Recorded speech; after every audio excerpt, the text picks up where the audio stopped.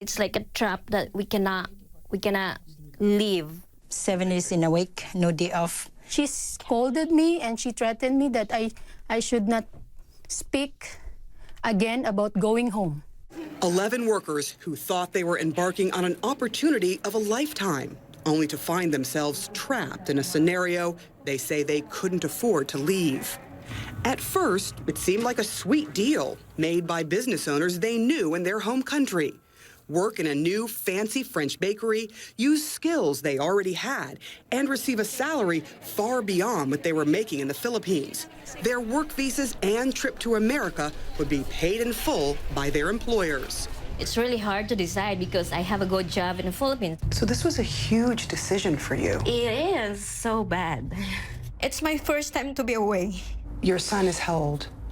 I left him at 6 years old. For me, like, okay, this is a sacrifice that I have to make for a better future of my son. So I have to do it. So, like the others, Armelinda de la Serna agreed to fly 7,000 miles from home. She was hired as a manager in Le Amande French Bakery in sunny California. The bakery was so popular, the owners, Annalisa and Gonzalo Moitinho de Almeida, opened a second bustling bakery. Their customers had no idea that behind the counters, the workers say they were suffering. The government says they were victims of human trafficking. But what really shocked people is where this was all taking place, in one of the ritziest neighborhoods on earth, Beverly Hills. The bakery was located just a few feet away from Rodeo Drive. Do you think that the customers, especially in Beverly Hills, had any idea what was going on? I guess not. Because one of the rules at Laman, when you are working in front, you have to smile. Court documents say some were being paid less than $3 an hour, working more than 12 hours a day, and with no days off for weeks on end.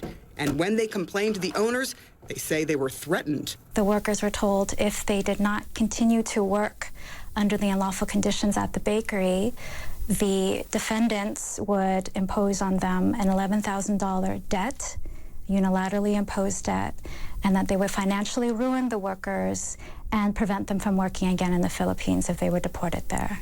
The workers say they were told they'd have to work 3 years to pay off the debt, and that their work visas did not give them the same rights as their American counterparts. To survive, 10 people crowded into 2 one-bedroom apartments. So this was the first one? This was the first one, okay. Yeah. It must have felt really crowded.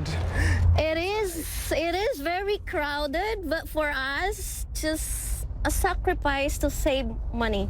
Then one day, investigators with the Department of Labor showed up at the bakery. Were you afraid when they came in and started asking these questions? Actually, I wasn't afraid. I was like, thank God they're here.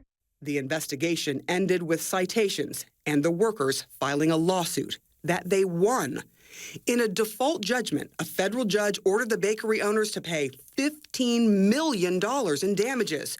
So far, they haven't paid a cent.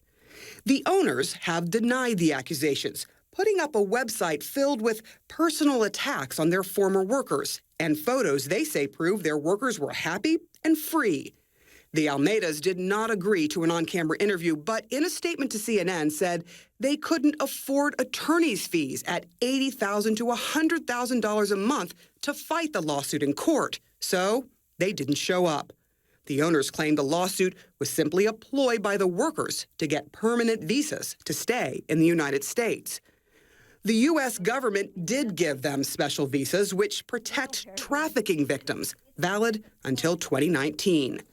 For Armelinda, it means she'll be reuniting with her son after 3 long years and a new beginning. This is sort of like a dream, kind of dream to nightmare. Yeah, a dream to nightmare. But now we can start building our own dream now. Sarah Seidner, CNN, Beverly Hills, California.